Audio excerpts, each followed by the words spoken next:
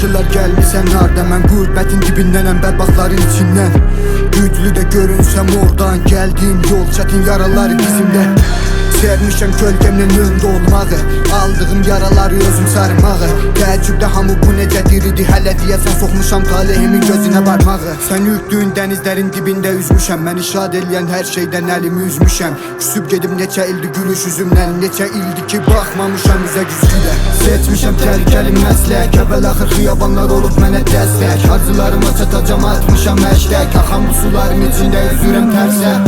Seçmişəm təhlükəli məslək, əvvəl axır xiyabanlar olub mənə dəstək. Arzularıma çatacam atmışam həştək, axan bu suların içində üzürəm tərsə.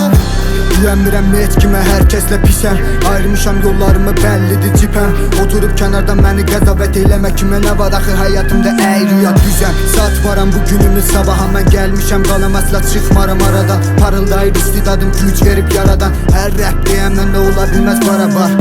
Çəkmişəm kasıblıq, çəkmişəm aclıq, ruhum belə alışıbdı çətinliyə bazdı. Sevən sevir, sevməyənin çəkmərəm nazın, bilən olmadı bu adam niyə gecə yatmır. Yox şansım amma şükür olmadım qorxa, gəldiyim gündən bütün az rəpim şokda. Hazır olmayan girməsin bu yollara bro, çünki uça bilməz heç zaman ünlülükdən qorxan. Elədiyim səhvlərin arxasında duraram, zirvəyə qalxan o pillələri quraram. Qara enerji var içimdə sanki Venom, durmağıma heç nə səbəb olamaz.